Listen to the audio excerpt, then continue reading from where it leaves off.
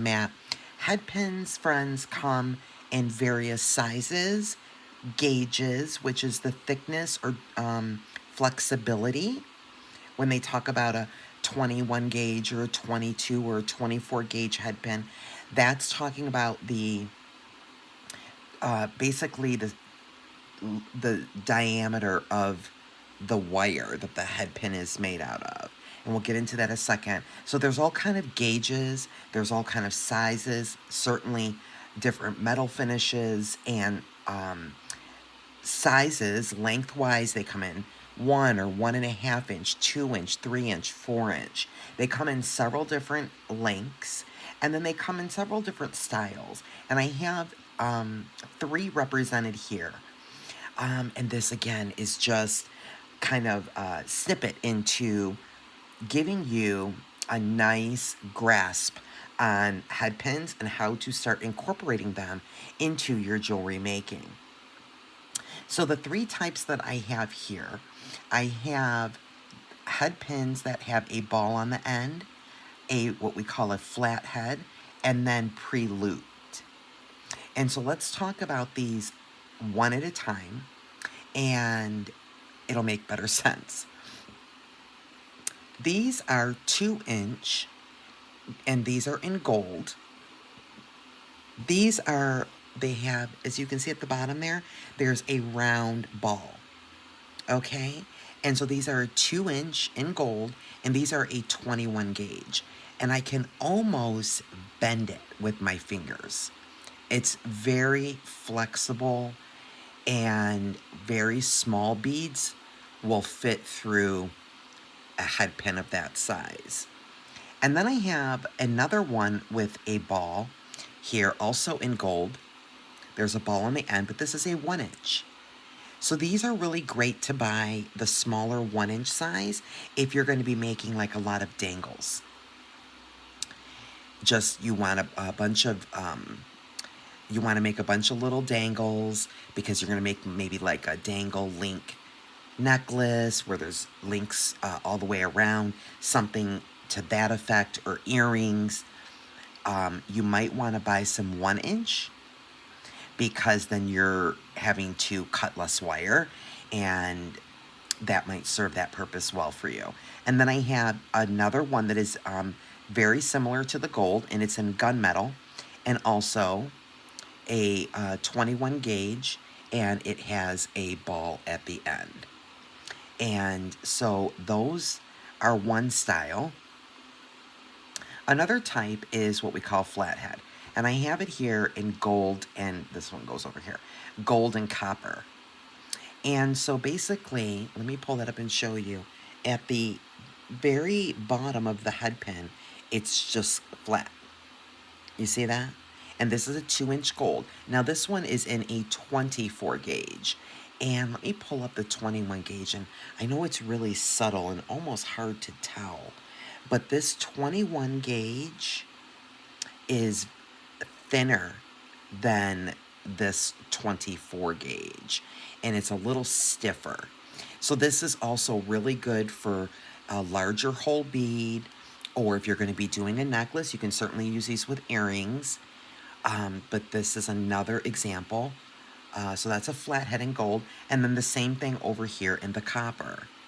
And this is a copper with, as you can see, there is a flathead there, and it's 2 inches long, and it's the same gauge as the gold. So those are flathead headpins. And then we have what they call pre-looped, and I have 2 here in copper. And this is a 2-inch, and this is a 1-inch. And they come, you purchase them this way. And you see how there's a loop on one end already made for you. And so again, these are really great if you're going to be making like a bunch of dangles where you need a loop on both sides, like this, for earrings, even bracelets, necklaces, really any kind of jewelry, anklets even. If you want, you can buy them that way. And then here is a 2-inch in copper, and it also is already pre-looped at the bottom. So if you want to make Again, same technique with a bunch of links where you're wanting double loops, or maybe you want to make a pendant even, or a focal on a necklace, and then you're going to hang something like a charm here. Works great for something like that. So those are just a couple types, and there are many, many styles out there, you guys, and shapes and sizes and metal colors. They have headpins that have decorative um, embellishments and decorative things on the bottom where they look like a flower or whatever. There's so many. So this is just designed to kind of give you an intro, so you now will have a good grasp on headpins, and at the end of this video now you'll understand maybe better what you need to buy, what you're looking to make. It'll help you maybe drill down to the type and size of headpins that you're looking for, depending upon what you're trying to make. So now that we've explained a little bit about the headpins, I thought I would demonstrate. I've got a couple of things out here. I've got 3 different beads, and all 3 of these beads have a different size hole. So this bead here, I'll pull that up and see if maybe you can see that. I know it's hard to make it out because it's a beautiful crystal faceted bead, but it's a kind of a medium hole. And then this gray bead has, I know you can see that now, right? That's a larger hole. And then this beautiful carnelian bead is a smaller. This is a much smaller hole on this carnelian bead. Okay, and then I've got a couple of jump rings. And then I have some just regular kidney ear wires here. And then I have a little bit of just some chain. Okay, just for an example. And then I have, as I just showed you a few times there, these are already pre-made. And these are little link connectors with a little faceted bead on them and little daisy spacers with a loop on either side. And these would be made with a head pin. Okay, so let me give you an example. Now for tools, you would need some either memory wire cutters, so some thicker wire cutters, or you'll need some side wire cutters, a thicker type of a wire cutter to cut your head pins. Memory wire cutters work great because it doesn't really dull the blade on the cutters as much as the other type of regular wire cutters. So you'll need either of those to cut the wire or to cut the head pin. And then you'll need either, to make your loops, you either can use a one-step looper, or, which I have a video of if you're not familiar, how to use a one-step looper. Go check out my playlist on the one-step looper tutorial. I have a short tutorial of how to use that. And then round nose pliers. And again, if you're not familiar with how to make loops using round nose pliers, I have a tutorial up in my tools playlist about making loops and using the round nose pliers. And then you have chain nose, and I've got some flat nose out here. And the reason you would want these on hand is to straighten out your loops when you're making them. Like, so for example, can you see how these loops go in the opposite direction? They're not going the same direction, but maybe you need them to for what you're making.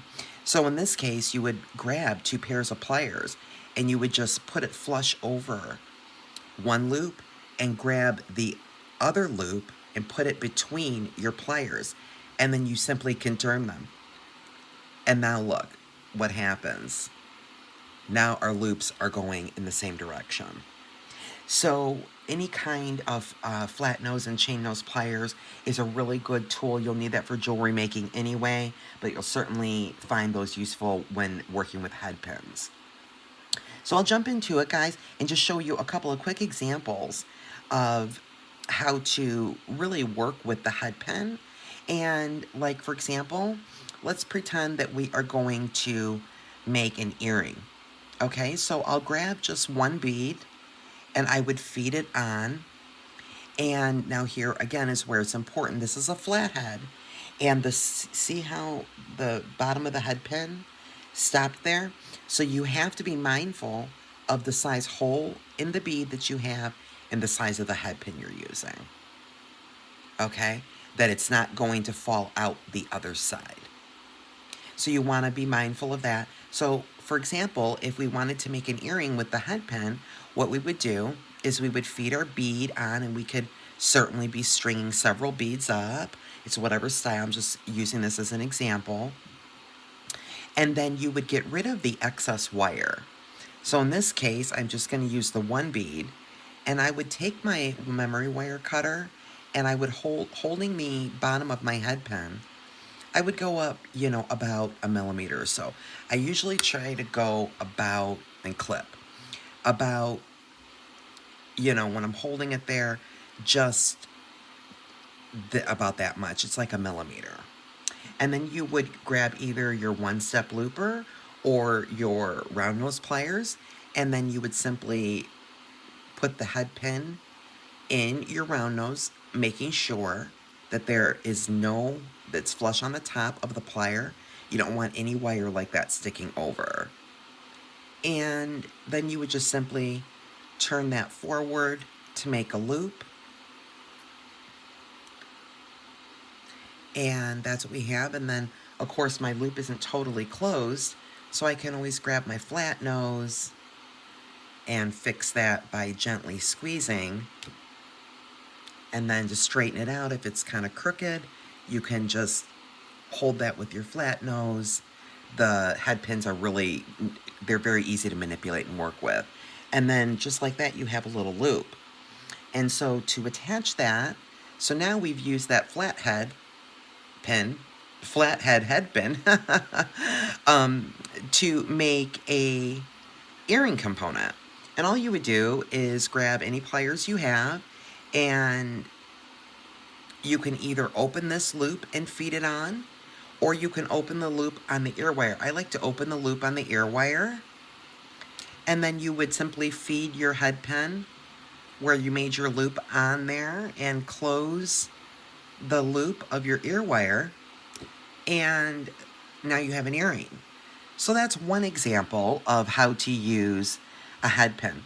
Let's do another example, and let's use something that already has the loop on it.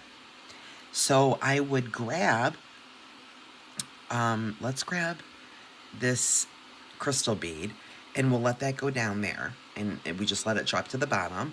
And then the same thing, if we're doing multiple beads, we just simply are going to we're going to cut and leave just about a millimeter. Okay, so in this case, I'll holding the bottom of my head pin and my bead, I'm just gonna, and I always cut down. I'm gonna go up about a millimeter. I always cut down towards my mat when working with the head pins, because they will fly and they can, they can be dangerous. And then the same thing, we'll just put that in the plier, and we'll turn that forward and make a loop.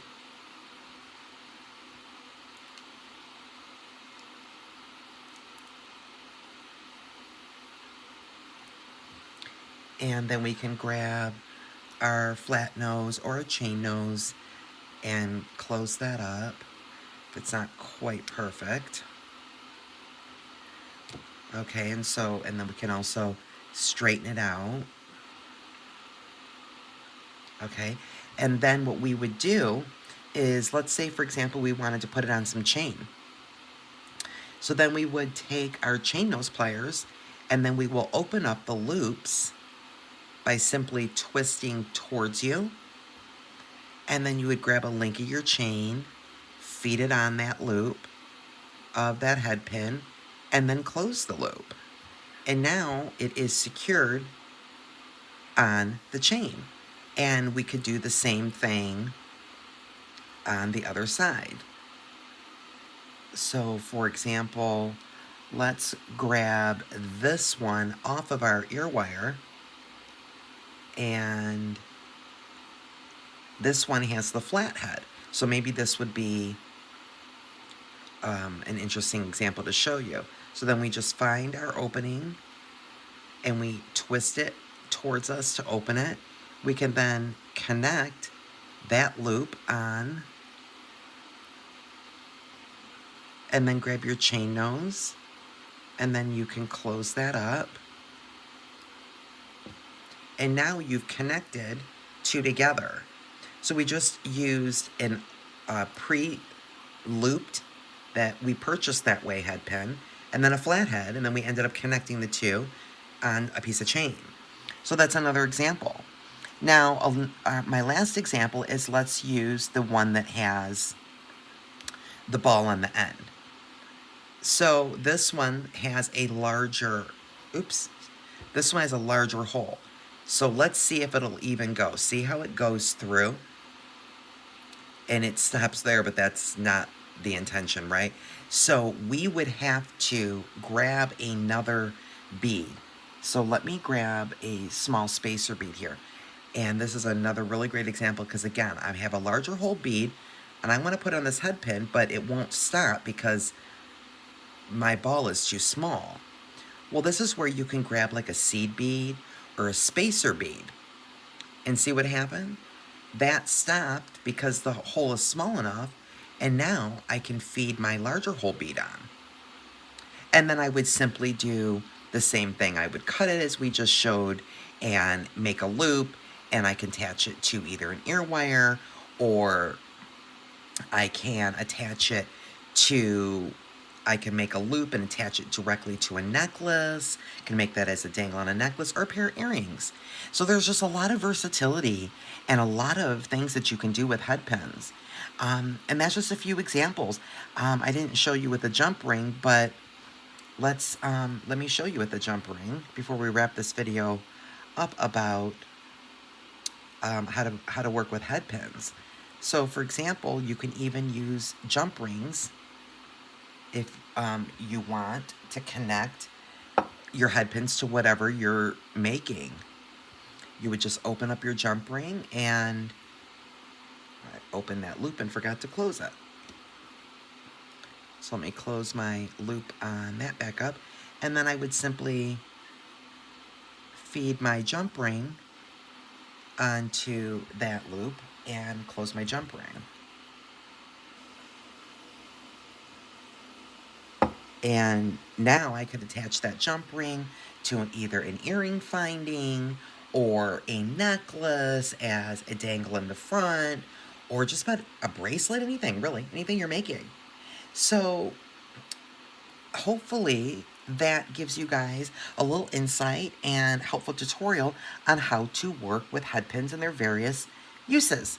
I hope you guys enjoyed this video, and give me a thumbs up if you did. Until next time, friends, be well.